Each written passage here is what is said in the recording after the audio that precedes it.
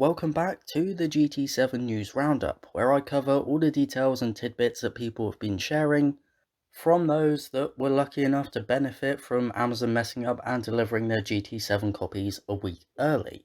Now, this will be the final installment, I imagine, as the embargo lifts tomorrow, but it does mean one more video where there won't be any visuals on the YouTube version, but I will include all the relevant screenshots and footage pertaining to what we're going to be discussing today in a Google Drive folder, so you can watch that video via the link in the description. So, without any further ado, let's get into it with our first point, as yet more car customization details have been revealed.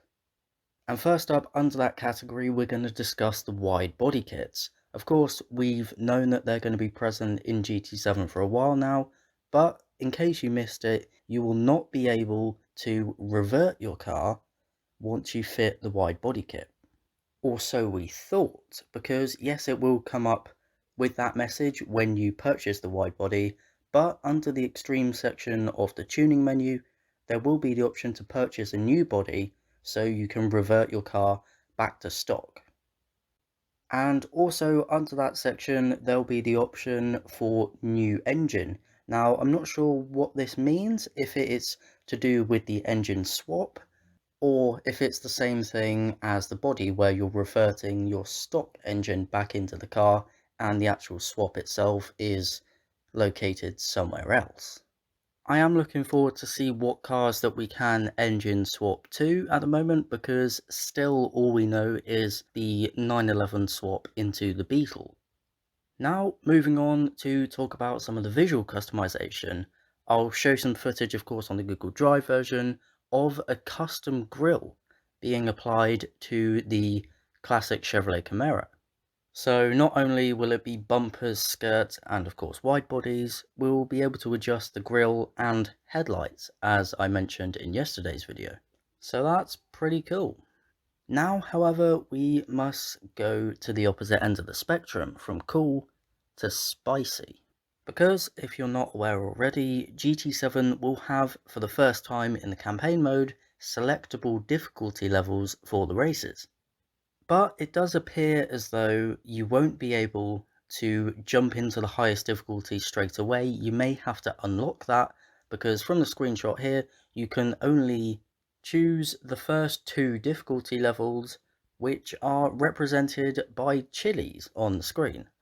Although it does get a little weird, because from this screenshot it appears as though it only goes up to 3 chilies, yet a different screenshot has surfaced from the Clubman Cup Plus event, god that's a tongue twister, and it has 5 chilies on it.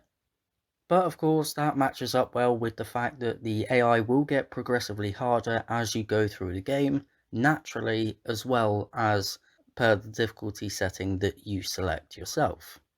And speaking of career mode, one of the biggest criticisms of GT5, 6 and Sports career mode has been the Chase the Rabbit style events, where you start 20 seconds behind the leader in last place, and you just have to overtake everyone and catch them up, but that's usually quite easy to do because, well, the AI aren't particularly competent, as we know. But in GT7, a good majority of the events seem to be grid starts, and in most cases with the false start check that you'll often see on Daily Race C, for example, in sport mode. And while we're on the subject of sport mode, last night there was a server maintenance for GT7 where some of the players that were lucky enough to get the game early were expected to be kind of kicked off. But no, it just brought up the new daily races, which I imagine will be ready for us on Friday, featuring all of the original returning circuits. Race A, 350pp at Brands Hatch, Race B at Trial Mountain, and Race C at Deep Forest with Group 3 cars. But that's going to be very interesting. Hopefully we don't get those meta cars that ruin everything, but it will be nice to see some variety.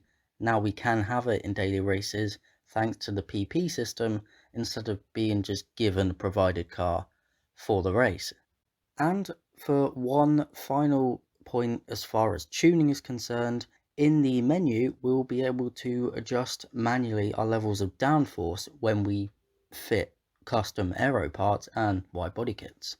But that rounds out today's news roundup. So thank you very much for watching and have a good day.